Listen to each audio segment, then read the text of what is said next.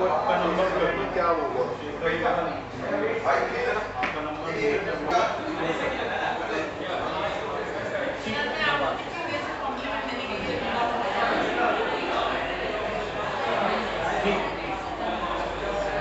For being here, नलनीश साहब please I. हाँ, क्या बात है सर, क्या बात है।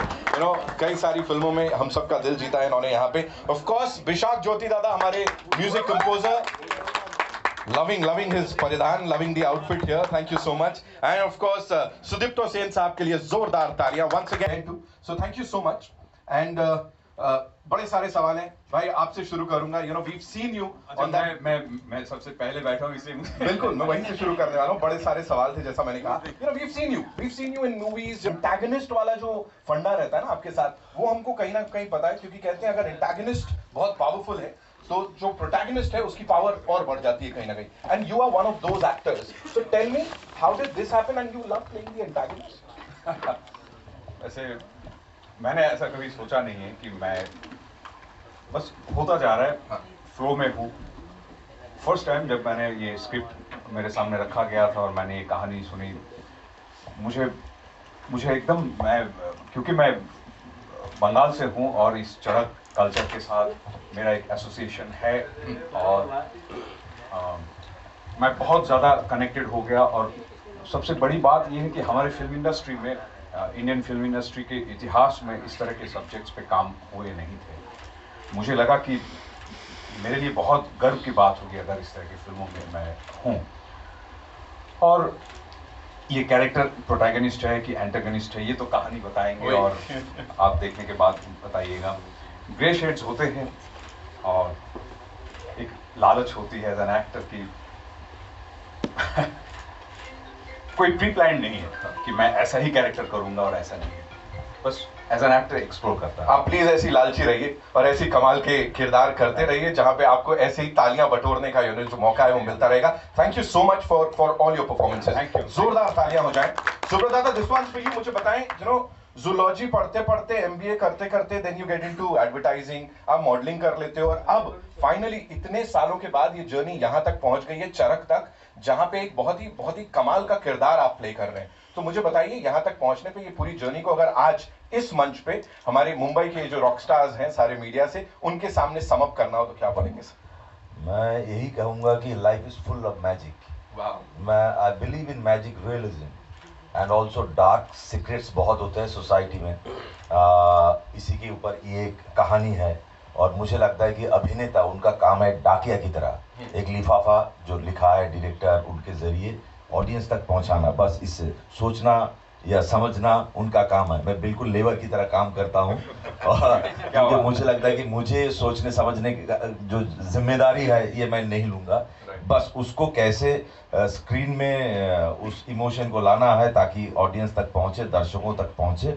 और मैं बोलूँगा जैसे गॉड्स ओन चाइल्ड, तो मैं सुदीप्तो सेन ओन्स चाइल्ड, क्योंकि काफ़ी हद तक 99% फिल्मों में मैं सर के साथ हूँ, दादा के साथ हूँ, हम प्यार से दादा कहते हैं। और ऑन्सेम्बल कास्ट में बहुत लोगों के साथ काम कर चुका और एनएसडी की जो ट्रेनिंग है वो मुझे काफ़ी हद तक यहाँ तक पहुँचने की मदद की है। और अभी तक मुझे लगता है कि I am not a good actor but I am a good student of acting.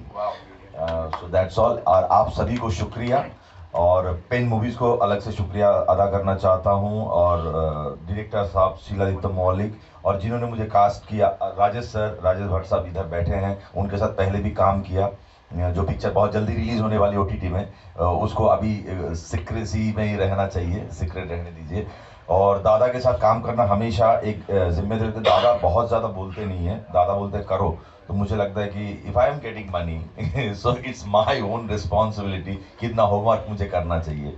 और बाकी मैं ज़्यादा नहीं बोलना चाहता हूँ। बाकी इस कहानी चड़क की कहानी में जो डार्क सीक्रेट्स सोसाइटी में each and every society in the whole world ऐसे बिलोंग करते हैं, उसको ज़मीन से खोद के जो हम कहना नहीं चाहते उसको सामने लाना, ये बहुत बड़ी बात होती है और मैं उसका हिस्सा हूँ, छोटा सा। तो आई am very proud and thankful to Sitting T Cinemas, Sudipto Sen Films, and Sir Sudipto Sen. Thank you very much. Thank you so much, दादा। जोरदार तालियां हो जाएं। Now, moving on to नलनीश नील साहब। Sir, it's always good to see you. Thank you. And अभी अगर मैं इस फिल्म की बात करूं, यहाँ पे दिग्गज कलाकारों के साथ, of course, कमाल के डायरेक्टर, कमाल के producer, what do you have to say? देखिए, जितना भी कहते हैं कि प्यार जो मिलता है उसके लिए जितना भी थैंक यू एक छोटा सा वर्ड है। और ऑलवेज जो है मैं सुदीप्तो दा के साथ में काम करना चाहता ही था मैं। एंड मुझे बहुत आई एम ब्लेस्ड कि मतलब इस फिल्म में मैंने काम किया और सुदीप्तो दा उन्होंने इसको प्रोड्यूस किया। और ये फिल्म एक्चुअली जब इस फिल्म के जो को राइटर हैं एंड आई थिंक और भी किसी अमरनाथ झा भैया, तो उन्होंने जैसे मेरी उनसे बात होती थी देन मीटिंग के लिए बुलाया और ऑफिस में ही, then that was like surprise kind of for me. तो मुझे स्क्रिप्ट नरेट करवाई, तो मैंने वो स्क्रिप्ट मैंने पढ़ी, रोल मुझे बहुत अच्छा लगा और उससे पहले मेरा अमरनाथ झा भैया ने काम देखा हुआ था। एंड ये फिल्म एक्चुअली मैं यूपी से हूँ और बहुत सारी हमारे इंडिया में रूटेड कहानियाँ बहुत हैं जो कि अभी एक्सप्लोर हुई नहीं हैं और लोगों को करना चाहिए। उनमें से वन ऑफ द चरक ये है। और मैं भारतीय नाट्य अकादमी BNA लखनऊ से पढ़ा हुआ हूँ ड्रामा से, तो मैंने बहुत सारी बुक्स एंड चीज़ें जो मैंने पढ़ी हैं और मुझे लगता है ना इन जैसी कहानियों पे काम होना बहुत ज़रूरी है। जो कि मेरा इसमें जो किरदार है जगन का, दैट वाज लाइक बहुत बहुत बहुत अच्छा है। एंड कहीं न कहीं आप जब फिल्म देखेंगे तो आपको पता चलेगा। और ये फिल्म मेरे लिए बहुत ख़ास है और ऐसी फिल्में बनती रहनी चाहिए। और thank you so much. Thank you so much. And जो छुप छुप के आप वहाँ से देख रहे हो ना सबको, मेरे को आपसे थोड़ा शक ही हो रहा है आपके ऊपर, आप अच्छा नहीं कर रहे हो, मेरे को शक है आपके ऊपर। Okay, now moving on to the music director साहब। दादा प्लीज बताइए, this is fabulous, you know, सच में गूज़बम्प्स वाली बात जो हम सब यहाँ पे कर रहे हैं, this is not your regular film, right? ये थोड़ा हटके है। When you make a film like, when you make music for a film like this, खुद की मनोस्थिति क्या होती है? नमस्कार, मेरा नाम है बिशाख ज्योति। इस फिल्म का जो मेन फेयर ऑफ फेथ, उसमें पूरी कहानी इस पे छुपी हुई है। क्योंकि जहाँ पे विश्वास है वहाँ पे भय नहीं होता है, जहाँ पे भगवान है वहाँ पे भय नहीं होता है। भय शब्द जो है, मुझे ऐसा लगता है कि इट्स अ नेगेटिव। जहाँ पे शैतान होता है वहाँ भय होता है। तो जहाँ अंधविश्वास है वहाँ भय है, जहाँ पे विश्वास है वहाँ पे भय नहीं है, वहाँ पे समर्पण है। तो चड़क बचपन से, मैं भी बंगाल से हूँ, मुझे मेरा जो ये अटायर आप देख रहे हैं इससे पता चल रहा है कि मैं बंगाल से हूँ। तो बचपन से मैंने चड़क देख के बड़ा हुआ है और दादा के साथ ये मेरी आई थिंक थर्ड फिल्म है जो रिलीज फिल्म है, फीचर फिल्म। मैंने केरला स्टोरी, इनका ये स्वभाव है, ये हमेशा मुझे ऐसे मतलब वो बोलते हैं ना कि स्क्रूइंग करते रहते हैं कि ये, और मुझे अच्छा लगता है कि मेरे अंदर जो चीज़ है जो मुझे खुद ही नहीं पता है, वो ये इन्होंने खुद के ऐसे निकालते हैं। अच्छा ये ऐसे निकालो, ऐसे निकालो। और इस फिल्म के लिए जो ब्रीफ मिला था, फाइनल ब्रीफ जो आया था दादा से, शीलादित्य मौलिक से, कि हमारी ये जो फिल्म है इसकी जो रूट्स है म्यूज़िक के ज़रिए हमको वो लोगों तक पहुंचाना है। क्योंकि अगर हम देखते कि साउथ के फिल्म्स हो गए या पंजाबी बीट्स हो गए या यूपी के बीट्स हो गए, कोई भी ऐसे हर एक चीज़ जो है वो बीट्स पे होता है। तो बंगाल के भी एक 50 किलोमीटर 100 किलोमीटर दूर दूर आप चले जाओगे, खाना चेंज होता है, म्यूज़िक चेंज होता है बंगाल में, है ना। तो उस पॉइंट पे ये बहुत डिफ़िकल्ट था कि इतना बड़ा साउंडस्केप भी बनाना है, क्योंकि फिल्म का है साउंडस्केप, और उसके साथ हमको रूट्स भी संभाल के रखना है म्यूज़िकली। तो ये बहुत सच में बहुत ही एक चैलेंजिंग था, बाकी फिल्म से ज़्यादा चैलेंजिंग ये फिल्म था। तो मैंने जब अनंत दादा से इस गाने के बारे में जिक्र किया, हमने बहुत सारे गाने रिसर्च की, उनमें से एक गाना हमने सिलेक्ट किया दादा और हम कहीं घूमने गए थे, याद है दादा? हम घूमने गए थे, तो सुबह ब्रेकफास्ट पे हम लोग बैठे थे, बैठ के हमने 4-5 गाना दादा को सुनाया। तो बोले फोक सॉन्ग जो बंगाल के फोक है, मिट्टी की जो सॉन्ग है, तो वो सुनाया था। उनमें से हमेशा एक चीज जो चौड़क में चौड़क के जब भी ये फेस्टिवल होता है तो उसमें ये एक शब्द हमेशा यूज होता है म्यूजिकली, हरो गोरी प्राणोनाथ माथार ऊपर जगन्नाथ এই बार उद्धार करो शिवो शिवो शिवो है। तो इसका जो ट्यून है वो फोक ट्यून है, आंखों आगे घटे जब वो जो लगे असंभव मानो तो विश्वास नहीं मानो तो वो चमत्कार। तो ये अनंत दा ने ये जब मुझे दिया ये लाइन, तो ये तो चमत्कार वैसे ही हो गया इस लाइन से। पूरी कहानी इस गाने में, फिल्म की जो कहानी है ये पूरी इस पिक्चर में इस गाने के जरिए आपको पता चल रहा है। और हम आते हैं इसकी फिल्म के बैकग्राउंड स्कोर। जब आप पिक्चर देखेंगे तब आपको पता चलेगा कि इस फिल्म में गाने के साथ साथ बैकग्राउंड स्कोर में भी कितना हमने एक्सपेरिमेंट किया है। हमने चेम्बर स्ट्रिंग्स के लिए हम चेन्नई गए थे। आप सोचिए कि एक रूरल फिल्म है, एक रूरल कहानी है, एक रूट्स की कहानी है, उसके साथ कैसे एक वेस्टर्न चेम्बर स्ट्रिंग्स को हमने ब्लेंड किया है। जो आप देख रहे हैं कि 10-15 ढाक एक साथ बज रहा है, जो पूजा का ढाक होता है वो हमने लाइव किया है और वो कलकत्ता में ही मिलेगा आपको। जो ऑथेंटिक साउंड है वो कलकत्ता में ही मिलेगा, वो और कहीं नहीं मिलेगा आपको, मुंबई में भी नहीं मिलेगा, कहीं नहीं मिलेगा। तो उसके लिए हम गए थे कलकत्ता, मैं, मेरा टीम, सम्राट बैठा हुआ है मेरा म्यूजिक प्रोड्यूसर प्रोडक्शन के लिए।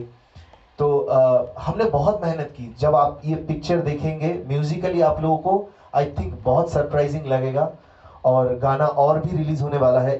अच्छा एक और बात है, इस फिल्म में इस गाने के साथ एक और नया वॉइस भी है जिनका नाम है किंजल चैटर्जी। तो नहीं आया है। तो किंजल एकदम फ्रेश नया टैलेंट है। तो हमने दादा को जब सुना है उसका वॉइस, दादा ने बोला कि ठीक है, क्योंकि बहुत कम टाइम ऐसे मिलता है कि कोई नया टैलेंट को आप मौका मिलता है एक फीचर फिल्म बड़े पर्दे के लिए, आवाज़ के लिए। तो यहाँ पे किंजल जैसे नए न्यू कमर्स और एकदम फ्रेश वॉइस भी आपको सुनने को मिलेगा। और शंकर महादेवन जैसा लेजेंड म्यूजिक कंपोजर सिंगर जो मेरे खुद के आइडल हैं, जिनके गाने सुन के, जिनके म्यूजिक सुन के मैं इंस्पायर होता हूँ, उनके साथ मेरा ये दूसरा कोलैबोरेशन है। और आई एम श्योर उनके गाने जब आएंगे तो आपको और अच्छा लगेगा। आई एम श्योर दादा, जोरदार तालियां हो जाएं। And now of course I know आप लोगों के मन में बड़े सारे सवाल है, लेकिन उससे पहले दादा आपने एक चीज बोली थी शुरू में कि साधु संतों का अपमान ना हो, वो हमने दिमाग में रखा, उसको हमको आर्ग्यू करना पड़ा, बताना पड़ा। फिर जय श्री महाकाल से शुरू हो रहा है, कहीं ना कहीं जो अघोरी बाबा दिखाया है वो थोड़ा सा मैं इस फिल्म की कहानी में नहीं जाऊंगा क्योंकि हेलो मैं इस फिल्म की कहानी में नहीं जाऊंगा, लेकिन ये जो मैंने शुरू में साथ में और भी एक लाइन बोला था कि एक ब्लर लाइन है। हाँ। विश्वास और अंधविश्वास, ये जो ब्लर लाइन है, ये ब्लर लाइन हमने बड़ी कॉन्शियसली हमारी स्क्रिप्ट में, हमारी ट्रीटमेंट में हमने ये लाइन को क्रॉस नहीं की। हमें एग्जैक्टली उसी जगह पे बात करना था। आपने जैसे हर हर महादेव बोलने वाले साधु को देखा, बैकग्राउंड में ये भी सुना कि तुम जैसे पखंडियों के लिए साधु समाज पूरे वो हो रहा है। इस तरह की इसको बैलेंसिंग एक्ट नहीं बोलेंगे, but as we were aware about this dangerous part of getting into that domain of dealing with tantra sadhana or sadhu samaj, so we were extremely conscious in our treatment. And to be very honest, not only with my actors but also in every aspect, sound ho gaya, editing mein, music direction, every aspect we kept this aspect very very consciously हमने deal किए। तो I am sure कल I wish I could play the sound conversation with my review committee with in censor board। ये aspects मुझे बोलने का और उनको समझने में ये जो कमियां हो रहा था वो क्लियर हो गया और उनको वही वैल्यूज लगा इस फिल्म में।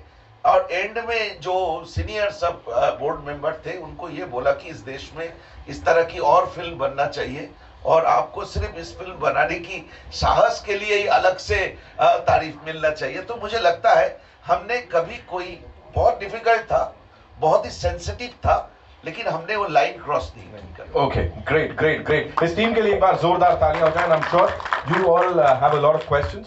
सो कहां से आ रहा है पहला सवाल? आइए। द ट्रेंडिंग टाइम सर, मेरा सवाल सुदीप्तो दास के लिए है। दादा, आपने पहले ही कह दिया कि I am a controversy child. Favourite child Sudipto Sen. Favourite child, sorry, controversies favourite child. Favourite child. तो थोड़ा सा कंट्रोवर्शियल सवाल पूछ लो आपसे। ये केरला स्टोरी 2 को लेके है।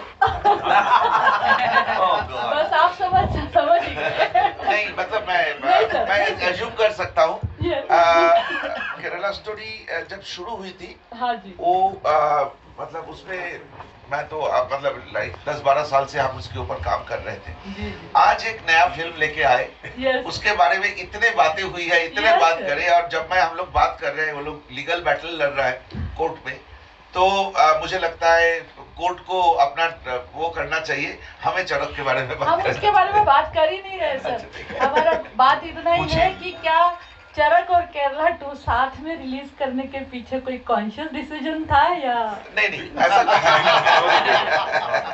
Not नहीं ऐसा कोई कॉन्शियस डिसीजन नहीं था। मतलब ना कोई इलेक्शन के साथ जुड़ा हुआ, बंगाल के इलेक्शन के साथ जुड़ा हुआ कोई कनेक्शन नहीं था। बेसिकली क्या है, फिल्म कंप्लीट करने के बाद जो प्रोड्यूसरों की पैसा लगता है ना, वो चाहते हैं जितना जल्दी हो सके रिलीज हो जाए। तो हमारे साथ भी यही हुआ। जिस दिन जयंतीलाल गाधा को फिल्म दिखाया, फिल्म का खत्म हुआ, कमरे का लाइट बुझा, जला, और जयंती भाई बोला कि सुदीप तो अभी करते हैं इसको। मतलब इस तरह की सेंसिबल लोग, इस तरह की गुड हार्टेड लोग अगर इंडस्ट्री में रहे, तो मुझे लगता है कि किसी को स्ट्रगल नहीं करना पड़ेगा। मुझे ये लगता है कि हमारी जैसे फिल्म मेकर का स्ट्रगल कभी खत्म नहीं होता है। आप फिल्म बेशक 400 करोड़ कमा लिया ना, अगले दिन से मेरा स्ट्रगल शुरू हो गया और अभी भी चलता है, क्योंकि स्टूडियोज हमारी फिल्म नहीं लेना चाहते हैं। लोगों को लगता है ये कंट्रोवर्सी होगा, बैन हो जाएगा, केसेस चलेगा, तो हमारी फिल्म लेते नहीं है। लेकिन जयंती भाई की एक्सप्रेशंस देखने के बाद मैंने और सोचा नहीं कि केरला स्टोरी आ रहा है या धुरंधर 2 आ रहा है। जिस दिन जयंती भाई ने डिसाइड किया, उसी दिन मैंने बोला चलिए हम लोग रिलीज करते हैं, है ना कुशल भाई? सुदीप्तो सर, जैसे एक और छोटा सा क्वेश्चन इसी के साथ जुड़ा हुआ है कि हमने सुना है कि जब आपको केरला 2 बनाने का ऑफर आया तो आपने कहा था कि मैं व्हाट्सएप फॉरवर्ड की स्टोरी नहीं नहीं, ऐसा नहीं बोला था, ये थोड़ा सा डिस्टॉर्ट किया गया। Okay. वो रिकॉर्डिंग अभी तो मैंने इंस्टाग्राम में भी डाला, क्योंकि मैंने ये बोला था कि केरला के साथ मेरा 10 साल की रिलेशन है। जो केरला स्टोरी मैंने बनाया था, उसकी एक डायलॉग और एक शॉट के साथ मैं जुड़ा हूँ। I can defend up to hell. एक शब्द को मैं डिफेंड कर सकता हूँ और मेरे पास पुख्ता सबूत है। जब केरला स्टोरी 2 की प्लान हुई, तब भी मैं जुड़ा हुआ था, और विपुल जी लास्ट दिन तक मुझे बोलते गए कि दादा आप ही को डायरेक्ट करना है। लेकिन जब ये डिसीजन हुई कि केरला स्टोरी 2 में केरला का एक स्टोरी होगा, बाकी राजस्थान और मध्य प्रदेश की स्टोरी होगा, तो मैंने बोला था मेरा इनके ऊपर कोई रिसर्च वर्क नहीं है। जो केरला स्टोरी 1 के लिए था, मेरा नहीं था। मेरे पास क्या इन्फॉर्मेशन है, इन्फॉर्मेशन न्यूज़पेपर रिपोर्ट और व्हाट्सएप फॉरवर्ड। तो मुझे उतना ही टाइम लगेगा इसके ऊपर स्टडी करने के लिए, रिसर्च करने के लिए, और वो टाइम मैं देना नहीं चाहता। मैं एक जगह पे रुके हुए नहीं रहना चाहता। मैं आगे, मुझे और भी स्टोरी बोलना है, चरक बोलना है, इसके आगे 2-3 और स्टोरी बोलना है। तो इसलिए तो इंडिया टुडे वाले ने बड़ी मतलब उनकी कंफर्ट जोन से बीच की उठा लिए और बोल दिए कि मैंने ये डेरोगेटरी टर्म में नहीं, मैंने बोला था मेरी नॉलेज मध्य प्रदेश में जो लाभ जिहाद की इंसिडेंट्स हो रहा है, जो भी हो रहा है, उसके बारे में मेरा नॉलेज सीमित है व्हाट्सएप पर। उस पे मैं गहराई में नहीं गए।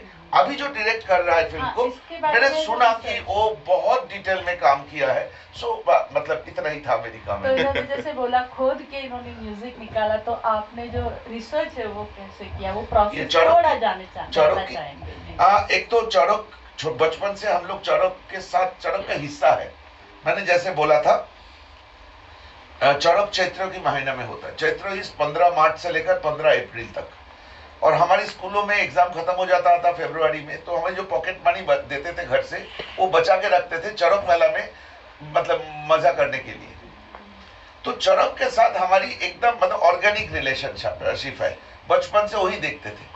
उस समय पे बलिया होता था, वो अघोरी प्रैक्टिस चलते थे। अघोरी प्रैक्टिस मतलब डेड बॉडी के ऊपर बैठ के प्रेयर करना, उसकी ह्यूमन स्काल लेके खेलना, ये सब था उसका। वो हमारे लिए बड़ा अट्रैक्शन था। लेकिन अलग अलग गवर्नमेंट ने ये तांत्रिक प्रैक्टिसेस को, ये अघोरी प्रैक्टिसेस को बैन कर दिया। महाराष्ट्र गवर्नमेंट सबसे पहले बैन किया, उसके बाद West Bengal government, Bihar government, जहां जहां बहुत ज्यादा हद तक ये प्रैक्टिसेस चलता था वो बैन कर दिया गया। तो जब ये बैन कर दिया गया, मेजर अट्रैक्शन कम हो गया। तो जैसे वेस्ट बंगाल में आज से 10 साल पहले 102 या 103 चरक होता था, उड़ीसा में करीबन 70-75 चरक होता था। अब वो संख्या अब 16, 17, 18, 20 में आके रुक गए। तो हमारे लिए जब हमने डिसाइड की कि इस फिल्म को बनाएंगे, संजय की कहानी जब हमने पढ़ा, तो पर्टिकुलरली फारूक भाई, संजय, मैं, हम लोग मिलके ये ह्यूमन सैक्रिफाइस की जितने इतिहास है वो हमने निकालने लगे और इतने स्टार्टलिंग फैक्ट्स मिलने लगे कि जो most unsuspecting part of the society also are part of this heinous crime of child sacrifice, और साथ में इस तरह की तांत्रिक प्रैक्टिसेस। सो हमारी जो चैलेंज था, बेसिकली ये चैलेंज की मेन हिस्सा हमारे जो राइटर है फारूक भाई, उन्होंने निभाया। कुछ हद तक अमरनाथ ने की, कुछ हद तक मैंने और शिलादित्य ने भी, हम लोगों ने की। ये क्योंकि ये जो रिचुअल्स है जो आपने देखा, ये जो ये जो वो करना, छेद करना, और ये जो देखा, ये रियल शूट फुटेज है। हम लोग ओरिजिनल चरक में जाके शूट किए हैं। ये अभी भी होता है? अभी भी होता है। तो ये जो ब्लर एरियाज था कि जो रियल में होता है और जो हमें शूट करना है, क्योंकि एक एक चीज की ऑथेंटिसिटी चेक किया जाएगा इस तरह की सेंसिटिव सब्जेक्ट में। हम तैयार थे, हमारी रिसर्च मटेरियल लेके हम लोग सेंसर बोर्ड में गए थे। तो ये बेसिकली सोशल रिसर्च था, बेसिकली वो प्रैक्टिसेस के बारे में। तो हमने 1 साल पहले चरक का फुटेज इकट्ठा किया। हमने 4 कैमरा लेके अलग अलग चरक में जाके शूटिंग की, वो सारे फुटेज इकट्ठा की। उसके साथ पुराने किताबें, रिलीजियस बुक्स, क्या क्या सैंक्शन है, क्या क्या परमिशन नहीं है, ये सब हमने रिसर्च इकट्ठा करके देन स्क्रिप्ट लिखा गया था। तो आज की तारीख में मैं आपको ये क्लेम कर सकता हूँ, ये बहुत डिफिकल्ट होगा लोगों को देखने के लिए ये फिल्म, क्योंकि काफी पेनफुल पार्ट्स है फिल्म में, लेकिन उसकी एक एक चीज ऑथेंटिक है और रियल लाइफ सिचुएशन से लिया गया है। सुदीप्त सर, जैसे आपने कहा कि sir towards your left sir, sir, जैसे आपने कहा कि रिव्यू कमेटी ने आपको कहा कि आप कंट्रोवर्शियल फिल्म मेकर का टैग दे दिया एक आपको, लेकिन जब धुरंधर और एनिमल जैसी फिल्में आती है जिसमें एक्सट्रीम वायलेंस है, तो उनको मतलब इतनी लिबर्टी मिलती है, लेकिन चरक जैसी फिल्म जो कि रियलिटी के ऊपर बात करती है, उसको जो है कंट्रोवर्शियल फिल्म कह के मतलब एक फिल्म मेकर को इतना स्ट्रगल कराया जाता है, रिव्यू कमेटी तक ले जाया जाता है। क्या कहना चाहेंगे सर उसके बारे में? मेरा ये बात तो ये आज नहीं, मैं 2013-14 से हम लोग इसके ऊपर बात कर रहे थे अलग अलग फोरम में। ये अद्भुत एक 2 डबल स्टैंडर्ड है हमारी सेंसर बोर्ड बोलिए या होल जो प्रैक्टिसेस है सरकारी, जो कानून आज से 50 साल पुराने, आज जो सेंसर बोर्ड की सिनेमाटोग्राफिक एक्ट है वो 1943 का है, लिखते हैं सिनेमाटोग्राफिक एक्ट 1943। कुछ साल पहले श्याम बेनेगल साहब की एक रिपोर्ट सेंसर बोर्ड ने एक्सेप्ट किया था, लेकिन उसकी कानून अभी तक, उसकी जो इम्प्लीकेशंस था उसको अभी तक एक्सेप्ट नहीं कराया गया। तो ये जो डबल स्टैंडर्ड है ना, उसमें ना हम लोग कुछ कर नहीं सकते, मैक्सिमम हम लोग आवाज उठा सकते हैं। अभी रिसेंटली कल 2-3 दिन पहले इम्पा से एक लेटर गया है सेंसर बोर्ड में, कुछ डिस्क्रिपेंसीज के बारे में बात कर रहा है। तो बात ये है, हम लोग सफर तो करते हैं सर, केरला स्टोरी के टाइम पे किया, बस्तर के टाइम पे किया। आप सोचिए आज जो छत्तीसगढ़ को नक्सल मुक्त अनाउंस कर रहा है गवर्नमेंट और इतने सारे डिस्कशन हो रहा है वर्ल्ड वाइड, उसके समय पे तो 2 बार रिव्यू कमेटी की मीटिंग हुई थी। कल की जो मीटिंग था, कल जो रिव्यू कमेटी की मीटिंग था, it was really grilling time. मतलब एक समय पे लग रहा था कि मैं हार्ट फेल करके वहीं पे बैठ जाऊंगा, ऐसा सिचुएशन था। बट ये आप लोगों के हाथ में है। हम लोग तो आवाज उठा ही रहे हैं, हम लोग अलग अलग फोरम में बात करते हैं इसके बारे में, लेकिन आप लोग सिर्फ फिल्म को अगर फिल्म की तरह रिव्यू करने के साथ साथ हमारी जो पेन से, जो एगनी से जाना पड़ता है, उसके बारे में आप लोग लिखेंगे तो हमें बहुत खुशी होगी।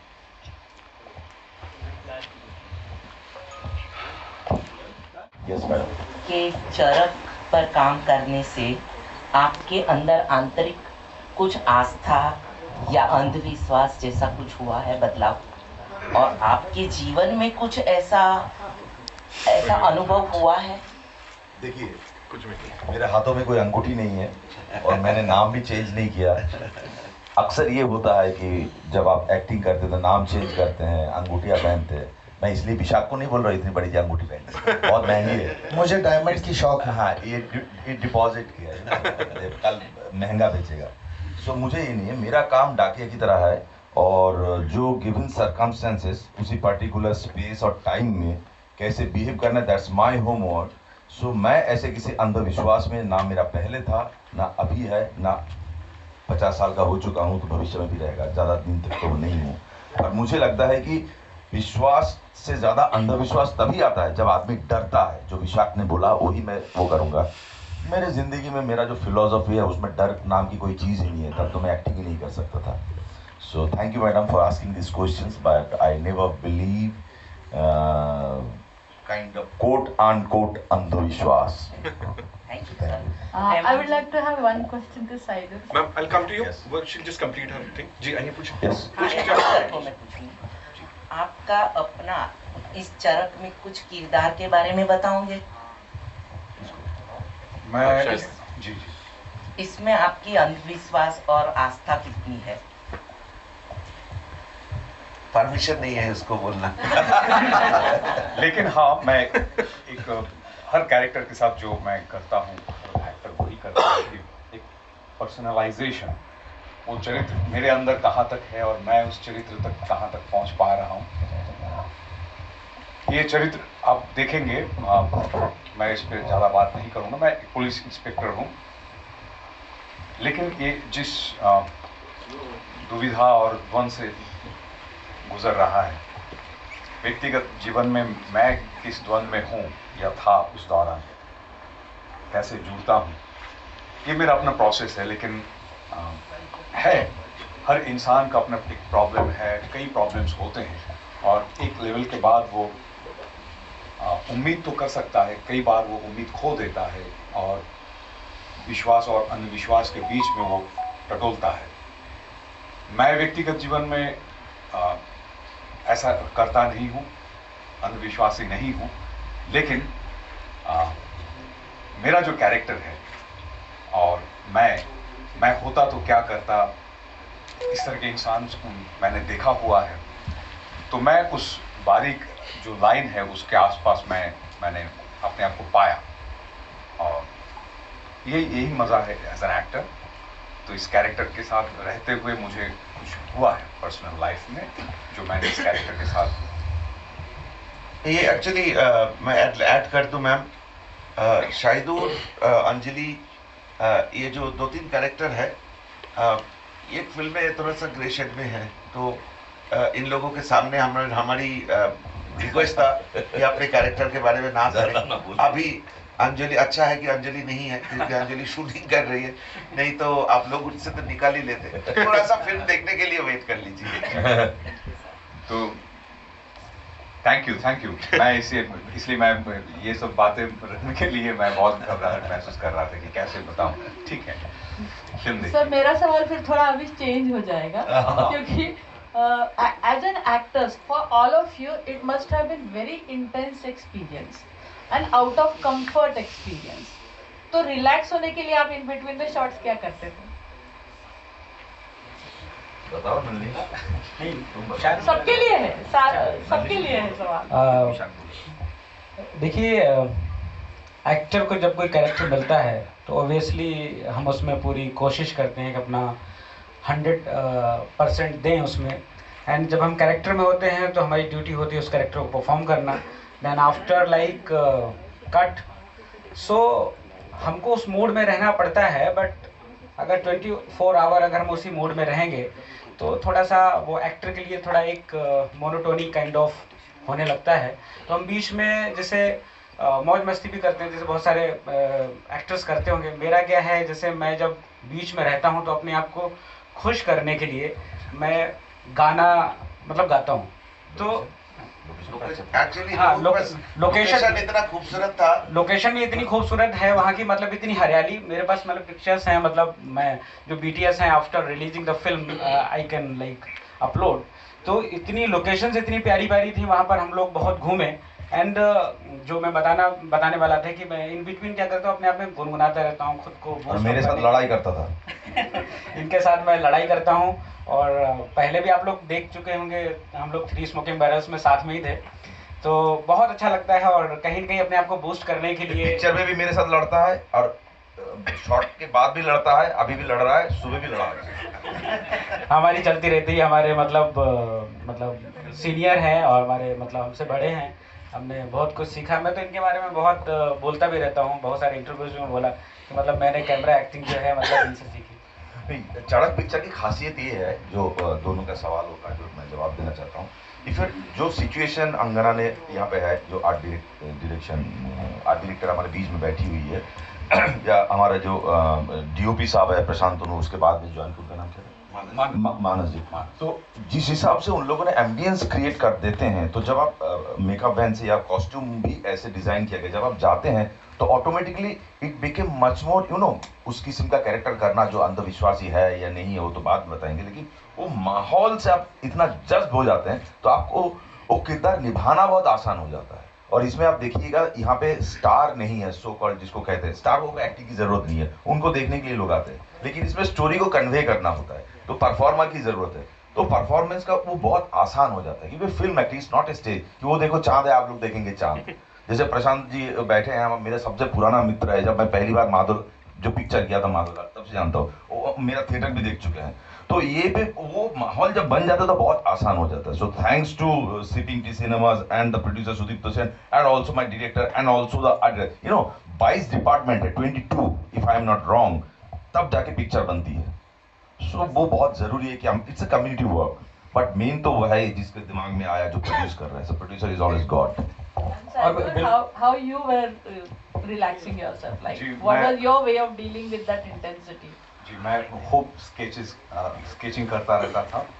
मुझे याद है, मैं बीच बीच में मैं निकल जाता था, वहाँ के लोकल कुछ जो वहाँ के लोकेशंस के लोग हैं उनके साथ बैठ के मैं घंटों भर मैं रहता था, और बिटवीन द टेक्स मैं फोटोग्राफी भी कर लेता था। और हाँ, All right, so we'll take one last question, right? शुरू तो प्रशांत दिस साइड फ्रॉम NDTV। मेरा सवाल आपसे ये है कि जब आपने केरला स्टोरी 1 बनाया, डायरेक्ट किया, तो आपके ऊपर एक डिफरेंट काइंड का टैग लग गया। इस फिल्म के बाद शायद दूसरा टैग लग जाए, तो ये जो आपकी आइडेंटिटी है वो आप उसको क्लीन करने की कोशिश कर रहे हैं? मुझे वो मैं इसलिए तो मेरा बात, जब मैंने इधर आ रहा था तो मुझे प्लान था कि मैं कुछ फॉर्मल बातें करूंगा, लेकिन आने के बाद मुझे वही महसूस हुआ, कंट्रोवर्सी की फेवरेट चाइल्ड। अभी क्या हुआ कि केरला स्टोरी और बस्तर के बाद एक किस्म का पॉलिटिकल स्टैंपिंग हुआ, और आई एम श्योर इस फिल्म के बाद सेंसर बोर्ड से लेकर आगे 6 तारीख को रिलीज होने के बाद definitely it is going to be a different kind of stamping. So मुझे ऐसे, मतलब मैंने मान लिया कि मुझे आगे की जिंदगी ऐसे ही एक कंफ्यूजन और अनसर्टेनिटी, कंट्रोवर्सी, इसमें ही मुझे जिंदा रहना है। तो मैं, ये मेरे लिए न्यू नॉर्मल है प्रशांत जी। प्रोड्यूसर कंफ्यूज हो जाएंगे कौन सी फिल्म डायरेक्ट कर रहे हैं, लेकिन मैं इतना तो मैं आपको बोल सकता हूँ, मैं आगे फिल्म खुद प्रोड्यूस नहीं करूंगा, इतना डिसीजन मैंने ले चुका हूँ।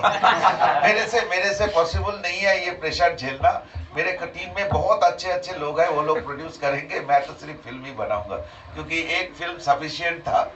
नहीं, मुझे सीरियसली मुझे ये फीलिंग हुआ कि आप एक अच्छे इंसान बन सकते हैं या तो अच्छे प्रोड्यूसर दोनों नहीं बन सकते एक साथ। मुझे अच्छे इंसान बनना मेरे लिए प्रेफरेंस है, तो आगे से मैं ध्यान रखूंगा प्रशांत जी। सुदीप सर, जैसा इधर यू लेफ्ट, तो आपने कहा ना आपको इतने टैग मिले, ये न्यू नॉर्मल है आपके लिए, तो इससे अलग जाने का मन नहीं है, थोड़ा सा अलग? नहीं ma'am, honestly speaking, it is from the bottom of my heart, मैं इतना बोल सकता हूँ, मैं कोई कंट्रोवर्शियल फिल्म नहीं बनाता। मैं वही फिल्म बनाता हूँ जो सब्जेक्ट मुझे अपील करता है। केरला स्टोरी मैं प्लान करके नहीं बनाया था। 2014 में something happened in front of me in Kerala, Kochi में था मैं, उससे केरला स्टोरी की शुरुआत हुई थी और जो फिल्म आके 2023 में फिल्में आके खत्म हुई। बस्तर सेम सिचुएशन, मैं नक्सलबाड़ी मूवमेंट से, नक्सलबाड़ी से 40 किलोमीटर दूर एक शहर में मैं जन्मा था। तब से लेके बस्तर तक ये मेरा जिंदगी में कई बार, 50 बार 60 बार शायद मैं बस्तर जा चुका हूँ। तो बस्तर हुआ, चरक भी एग्जैक्टली ऐसे। इसके आगे जो मैं कहानी बोलने जा रहा हूँ, मुझे इस तरह की कहानी, मुझे लगता है एंटरटेनमेंट की जो डेफिनेशन है ना, हमारी सोसाइटी में कुछ गलत डेफिनेशन सिखाया गया। वी लिव्ड विद दैट कि फिल्म में 4 गाना होगा, 2 डांस नंबर होगा तो वो एंटरटेनमेंट होगा, ऐसा कुछ हमें सिखाया गया था। राज कपूर साहब के टाइम से हमने सिखाया गया था कि हम लोग सपना देखना पसंद करते हैं तो हम सपना बेचते हैं। मुझे इसके साथ बिल्कुल मैं एग्री नहीं करता।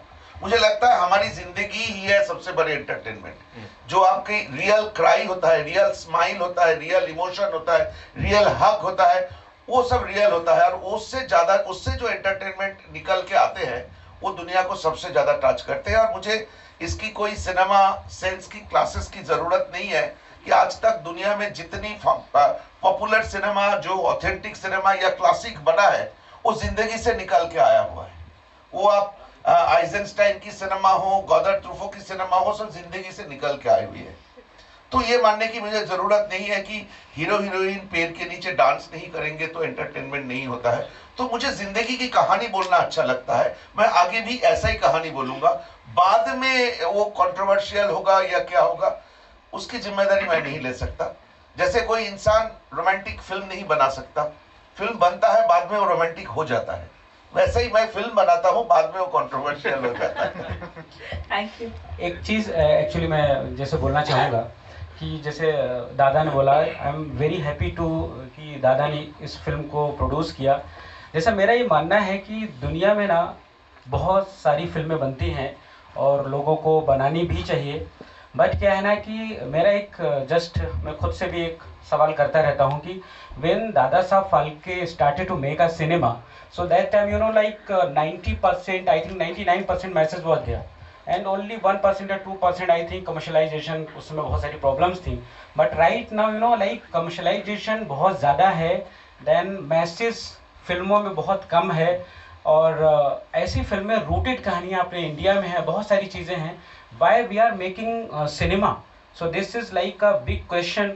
जब मैंने ये फिल्म मैंने पढ़ी एंड उसके बाद में मुझे रियलाइज़ हुआ कि we are making this film कि जो रिचुअल्स हो रहे हैं, रिचुअल्स अननेसेसरी जो रिचुअल्स हो रहे हैं, उनको आप जब फिल्म देखोगे तो उसके बाद में आपको realise, after some time you will realise कि मतलब रिचुअल्स एंड जो अंधविश्वास है ना, उस पर जो है उसका कोई वजूद है नहीं देखा जाए तो।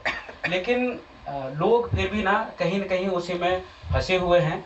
और ऐसे सिनेमा, ऐसी चीज़ें और ऐसी रूटेड स्क्रिप्ट्स बननी चाहिए। और ये ऑडियंस जो हमारी, जो इंडिया की जो हमारी ऑडियंस है, वही इस तरह के सिनेमा को, इस तरह की चीज़ों को आगे जो बढ़ा सकती है, चीज़ें करवा सकती है। तो सबके लिए आप लोग देखिए। Thank you. ये फिल्म को मैं एक इंफॉर्मेशन दे दूं, पेरिस में एक बहुत मतलब इम्पोर्टेंट फेस्टिवल होता है, Ganges to Seine film festival. वहाँ पे 5 अवार्ड मिला था। That is the only festival we participated.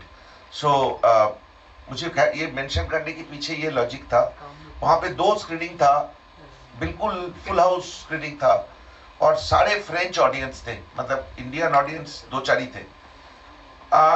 Film खत्म होने के बाद जिस लेवल पे कन्वर्सेशन हमारी चलता था, 1 घंटा 1.5 घंटा तक भी चले, और अवार्ड के दिन तो और ज़्यादा कन्वर्सेशन था। तो मुझे ये महसूस हुआ कि जो यूरोप की दर्शक है, जो विदेश की दर्शकें हैं, जो इंडियन सिनेमा के बारे में बहुत ज़्यादा जानकारी नहीं है, उनको बहुत इंटरेस्ट है इस तरह की सब्जेक्ट के बारे में। और मुझे लगता है कि ये सिर्फ इंडिया की बुरे चीज़ दिखाना नहीं, ये इस देश की जो कल्चर है ना, ये कल्चर के बारे में इन लोगों ने इतनी सारे डिस्कशन की कि मुझे ये लगा कि इस तरह की फिल्म सही में और बनना चाहिए। और ये फिल्म अगर सक्सेसफुल हुआ तो मुझे लगता है बहुत लोग कोशिश करेंगे इस तरह की फिल्म बनाने के लिए। जैसे केरला स्टोरी सक्सेस के बाद कई सारे स्टोरियां आई मार्केट में, वो चला नहीं वो अलग बात है, लेकिन अगर ये फिल्म इंस्पायर करे और फिल्म बनने के लिए तो मुझे लगता है ये हमारी सक्सेस होगी। सो फ्रेंच ऑडियंस की बात की, आई am sure Indian cine lovers जितने हैं वो सब बहुत ज्यादा प्यार देंगे मार्च 6 को। इस टीम के लिए एक बार जोरदार तालियां हो जाए। मैं रिक्वेस्ट करूंगा आपसे, बिकॉज़ वी नो हमारे कुछ एचओडीज यहाँ पर हैं, इट वुड बी रिचुअल की तरह इंट्रोड्यूस करना चाहता हूँ। जैसे आप लोगों ने ट्रेलर देख के समझ गए कि ये एक नॉर्मल फिल्म नहीं है, खूब सारे पेन है इस फिल्म के साथ। मतलब रियली आप देखने के बाद थोड़ा सा डर भी लगेगा आप लोगों की। इसकी फारूक भाई एक जॉनर बोलते हैं फोकलोर हॉरर फिल्म। सो ये दुनिया में इस तरह की फिल्मों को फोकलोर हॉरर बोला जाता है। तो इस तरह की फिल्म इस देश में बनाना बहुत डिफिकल्ट था। तो मैं कुछ टेक्निकल मेंबर्स जिनकी कंट्रीब्यूशन की बगैर ये बन नहीं सकता था, मतलब सीरियसली बन नहीं सकता था, उनको बोल दूं। तो पहले मैं फारूक भाई को इनवाइट करूंगा। Give it up for him ladies and gentleman. Farooq Malik हमारी स्क्रिप्ट राइटर है, स्क्रिप्ट एंड डायलॉग राइटर है।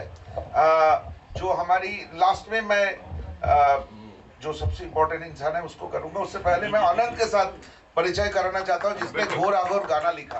मुझे लगता है ये घोर आघोर गाना जो है ये इस फिल्म की एक सम अप है। पूरे फिल्म को एक गाने में एक 4 मुखरा है ना, उस 4 मुखरे में पूरे गाना पूरे फिल्म को समाया है। Is one of the incredible work he did. तो ये अनंत है, उसके आगे हमारी मानसदा sound designer and he is a many time national award winner and industry की one of the most celebrity sound designer Manas Chaudhary. Then हमारी प्रोडक्शन डिजाइनर जो शुभ्रत तो बहुत प्रेस कर रहे थे, अंगोना सेन, जो केरला स्टोरी का भी वो थी प्रोडक्शन डिजाइनर थे। और कौन? अच्छा ये हमारी म्यूजिक प्रोड्यूसर सम्राट।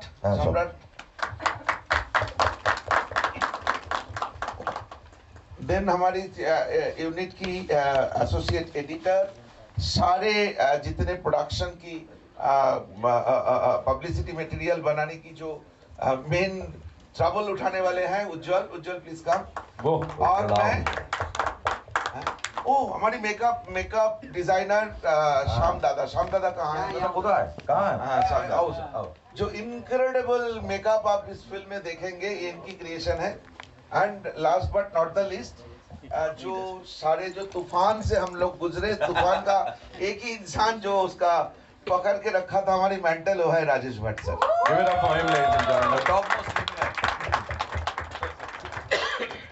और कुशल आप प्लीज आइए और आप पेन का टीम के साथ इंट्रोड्यूस करवा दीजिए प्लीज। Thank you sir. अच्छा और हमारे किशोर जी कहाँ हैं?